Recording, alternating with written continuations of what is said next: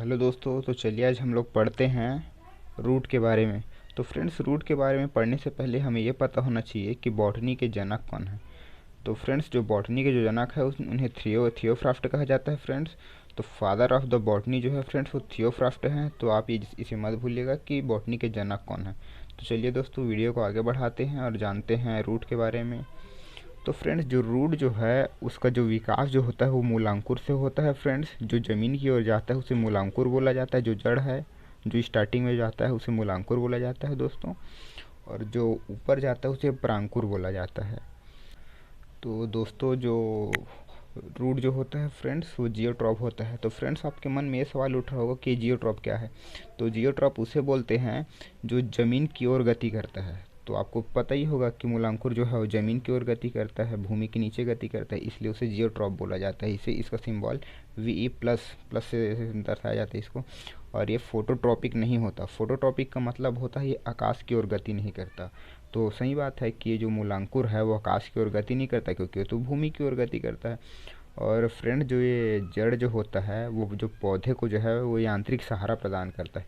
बहुत लोग ये सोचते हैं फ्रेंड्स कि जो जड़ जो होता है वो खनिज या जल जो भूमि से है वो पौधे को देता है, लेकिन नहीं फ्रेंड्स, ये केवल पौधे को यांत्रिक सहारा प्रदान करता है।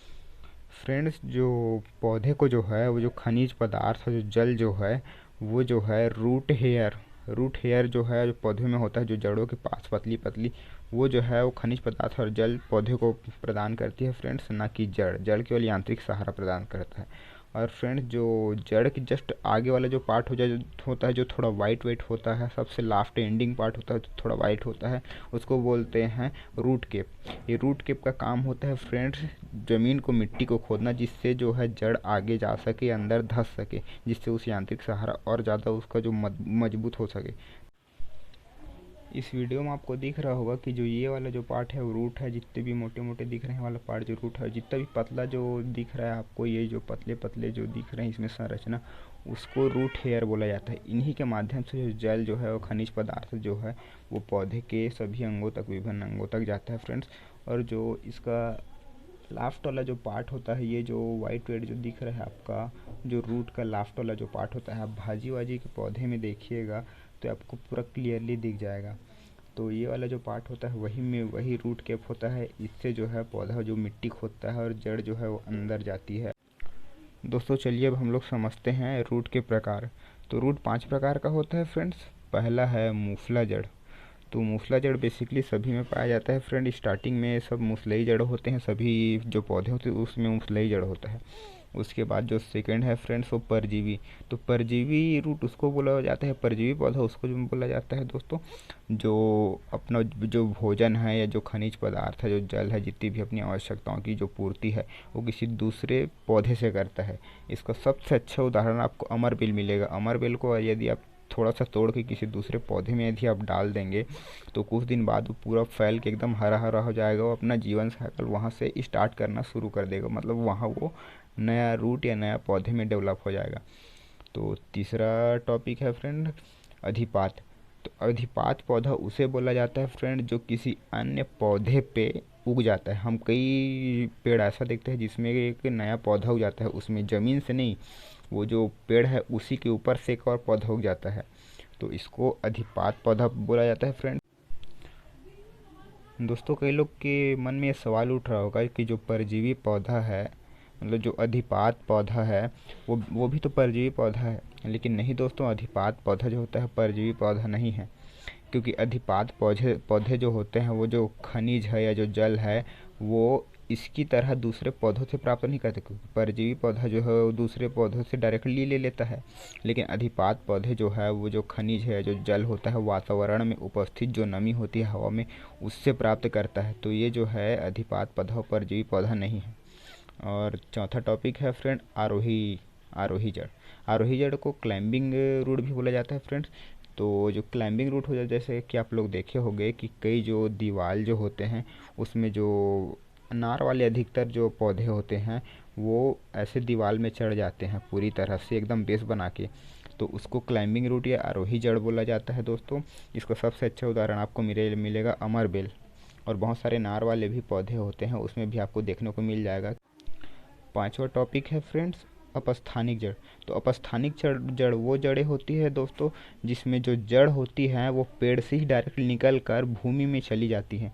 आप देखे होंगे कि जो वो बरगद हो गया और आपका मक्का हो गया, इन सब में जो है अलग से ऊपर से जड़ें निकल के ज़मीन में जा रहती हैं फ्रेंड्स। तो इसमें क्या होता है दोस्तों कि उनको जो है वो बहुत बड़े पौधे होते हैं। तो जो बरगद होता है बहुत बड़ा पौधा होता है, इसलिए उनको क्या है अलग से बेस या अलग से यांत्रिक सहारा की ज़रूरत होती है, जिसकी वजह से उनमें जो रूपांतरण हो के जो जड़ है जो ऊपर से निकलता है और ज़मीन में चला जाता है, जिससे उनको एक्स्ट्रा बेस मिलता है। और मक्का जो है दोस्तों वो पतला होता है और बहुत लंबा होता है। आप देखोगे पतला होगा और बहुत लंबा होगा। तो उसमें भी जो अलग से आधार देने के लिए उस जो पौधा है उसमें रूपांतरण होता है और जो जड़ है वो नीचे से ऐसे करके बेस दे देता है उसको रूपांतरित होके। तो दोस्तों अब हम देखते हैं इसके टाइप। तो फ्रेंड्स इसके जो टाइप हैं वो है स्तंभ मूल और अस्तंभ मूल। तो स्तंभ मूल क्या होता है दोस्तों?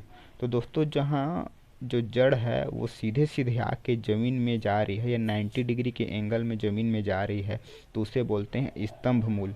इसमें बरगद आता है फ्रेंड, बरगद का उदाहरण सबसे अच्छा है क्योंकि उसमें सीधे सीधे आप देखेंगे बरगद का पेड़ तो उसमें सीधे सीधे जो जड़ जो आता है वो सीधे ज़मीन में चला जाता है फ्रेंड्स। तो ये वो होता है स्तंभ मूल। सेकंड होता है दोस्तों अविस्तंभ मूल। तो अविस्तंभ मूल क्या होता है दोस्तों? आप मक्का का पौधा देखेंगे, मक्का में क्या होता है जो जड़ होता है वो तिरछा होता है, ऐसे जाता है। ये जड़ है अगर तो इसमें जो उसका अपस्थानिक जड़ जो होगा वो ऐसे तिरछा होता है। आप देखना कभी भी 45 के एंगल में होता है तो उसको अविस्तंभ मूल बोला जाता है दोस्तों। और जो इसमें जो होता है बरगद में उसमें सीधा सीधा आता है। अगर ये डाली है तो उसमें से सीधा सीधा ऐसे जड़ आके ज़मीन में चला जाता है। तो ये स्तंभ मूल है, ये अविस्तंभ मूल है। इसमें 90 डिग्री में होता है, इसमें 45 डिग्री में वो रूपांतरित होके पौधे को बेच देता है, जिससे कि ये पौधा हर मौसम में खड़ा रहता है, हर मौसम में टिका रहता है। तो दोस्तों जड़ का एक और प्रकार होता है जिसे हम रूपांतरित जड़ बोलते हैं। तो रूपांतरित जड़ क्या है दोस्तों? तो रूपांतरित जड़ वो है दोस्तों जिसमें जो जड़ है वो भोज्य पदार्थों को एकत्रित करके फूल जाती है।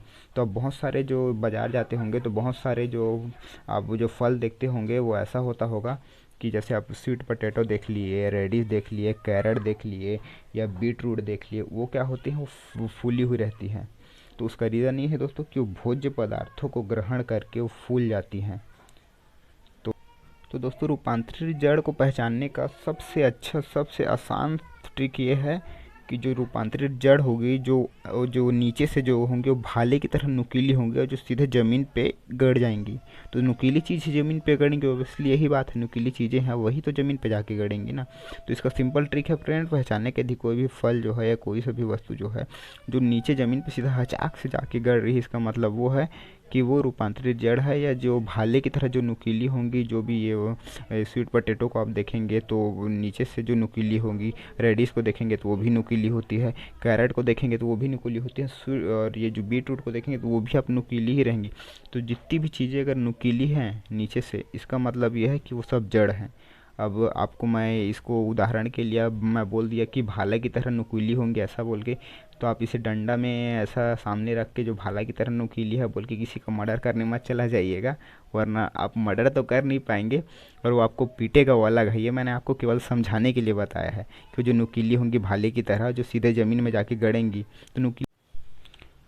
दोस्तों यदि आप खेत वेत में गए हैं तो आप देखेंगे कि अगर कोई स्वीट पोटैटो निकाल रहा है या कोई रेडिश या कोई कैरेट निकाल रहा है तो आप उसमें देखेंगे कि ये जो किनारे वाला हिस्सा है ना उसमें जो रेसेदार जो ना वो निकलेगा, रूट हेयर निकला रहेगा।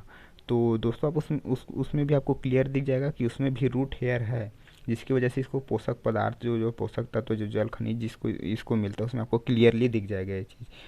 तो दोस्तों अगर ये वीडियो आपको पसंद आई होगी तो वीडियो को लाइक करें, शेयर करें, कमेंट करें और मेरे चैनल को सब्सक्राइब करें।